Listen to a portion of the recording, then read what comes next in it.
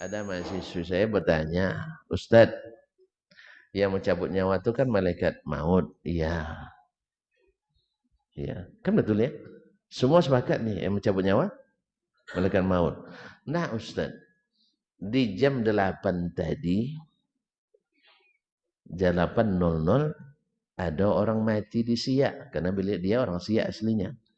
Dia dari Bungaraya. Atau Bungaraya Siak. Jadi bilang di Siak jam 8.00 ada yang mati. Di jam yang sama, menit yang sama, detik yang sama, ada pula yang mati di Pekanbaru. Lalu bagaimana Ustaz? Lalu saya jawab, saya tidak tahu. Saya belum pernah bertemu malaikat maut. Ini jawaban yang logis kan? Saya nggak tahu karena nggak pernah bertemu malaikat maut. Sebab kalau ketemu, kita tidak balik lagi di sini. Jadi saya saat sini terus terang belum siap, saya kata bilang. Ya, saya belum siap. Kamu mau ketemu? Enggak Ustaz katanya. Ya kalau nak ketemu kamu biar nak tahu bagaimananya, ketemu dulu. Biar tahu. Jelas ya? Maka saya tidak tahu saya bilang. Ya Ustaz ya? Cuman kalau boleh saya menggunakan mengira-ngira, kan ilmu kira-kira jadinya ya bagaimana kinerjanya, cara kerjanya, SOP-nya, lalu saya buat apa analogi, karena ini kan makhluk, masih makhluk kan. Kalau kamu pikirkan seperti saya tukang cabut nyawa, tentu saya kalau dari Siak ke Pekanbaru nunggu travel dulu. Kan itu perjalanan Siak ke sini berapa jam? Apalagi kalau lewat Lubuk Dalam. Lubuknya dalam-dalam. Ya waktu itu, sekarang tidak tahu lama tidak lewat. Ya dulu Lubuk Dalam tuh memang persis lubuknya dalam-dalam di situ. Lama jalannya. Kalau itu yang kau bayangkan, maka engkau akan menolak itu. Kalau tetap kau pegang itu, kamu akan menolak. Sebab tidak masuk akal kamu. Apa sebab? Kamu mengukur pekerjaan orang dengan kemampuan dirimu. Ya kan? Kan itu semuanya. Mengukur Allah dengan kita. Kan itu yang terbayang tuh. Nah, mengukur Allah dengan ukuran kita. Padahal ukurannya beda. Malaikat aja tidak bisa diukur dengan ukuran kita. Lalu saya katakan, yang saya tahu, saya pernah membaca atau sering membaca di dalam sirah Nabi, malaikat Jibril pernah terlihat oleh Nabi dalam bentuknya yang asli. Bersayap, 600 sayap. 600 sayap. Gimana kencangnya mana? Pesawat aja 2 sayapnya. Ya sudah kecepatan cahaya. Kecepatan cahaya berapa tuh di?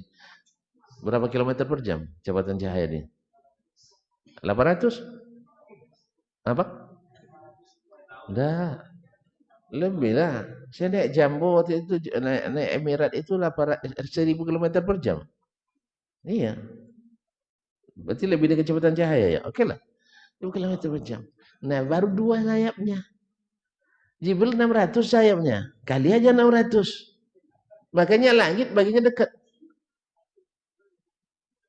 Makanya tuan-tuan kalau mengatakan canggih pesawat ulang alik, belum. Kecil itu.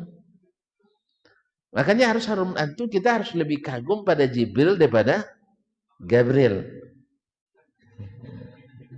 Iya, Jibril juga bahasa orang itu Gabriel. Jadi kaum muslimin dan muslimat dirahmati Allah SWT.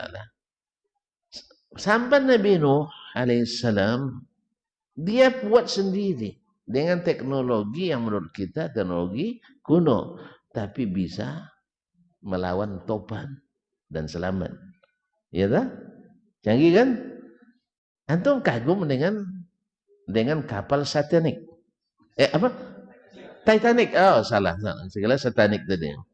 Nah, kapal Titanic. Airnya tidak kuat melawan batu karang atau es. Jadi antum harus kagum pada Nabi Nuh, jangan pada Noah. Jelas? Ini udah kagum pada Noah, tapi tidak kagum pada Nabi Nuh alaihissalam. Canggih mereka, karena di bawah, ah, di bawah pengawasan Allah Taala. Oleh sebab itu kaum muslimin muslimat, orang beriman itu ia tidak pernah kagum kecuali yang memang patut dikagumi. Sehingga kagumnya umat Islam itu dan orang beriman itu mendatangkan pahala, bukan datangkan dosa. Baik, kita dia. Jadi ketika dibayangkan bagaimana turunnya, yang cerita tadi, saya katakan, malaikat di dalam bentuk asli dari ufuk timur sampai ke ufuk barat. Coba tengok tuan-tuan, ufuk timur sampai ke ufuk barat. Kira-kira Siak jauh nggak? Hah? Kalau malaikatnya sebesar itu, Siak Pekanbaru jauh?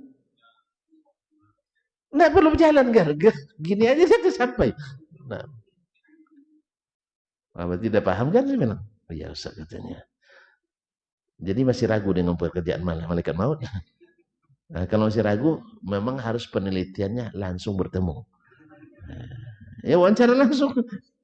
Mau saya bilang. Enggak. Lalu saya buat analogi lain lagi, karena ini makhluk sama makhluk kan boleh aja beranalogi gitu kan. Ini meja Ustadz ini, kalau saya letak semut, berapa ekor muat? Tentu tidak terhitung berapa ramainya kan. Nah, andainya Ustadz, anggap saya sekarang malaikat mautnya, nak mematikan semut ini 50 sekali. Sekali matikan.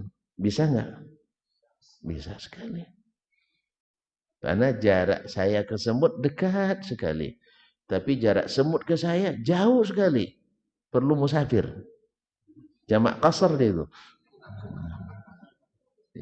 Iya, belum lagi berjalan dah sampai dah kena tindis nih ya. Nah, jadi oleh itu kaum muslimin dan muslimat, karena makhluk bisa kita analogikan. Walaupun sebenarnya analogi yang kurang tepat juga. Pasalnya apa? Mereka makhluk gaib, kita makhluk nyata. Mengkiaskan yang nyata ke yang gaib atau yang gaib ke yang nyata, kemungkinan margin errornya tinggi. Ya kan? Apalagi Allah kepada makhluk. Di sinilah sekali lagi simpang yang memisahkan pemahaman as-salaf dengan pemahaman al-khalaf. Mereka memaksakan kaidah makhluk digunakan untuk mengenali al-khaliq. Akhirnya sehingga sifat-sifat itu banyak yang dirubah-rubah.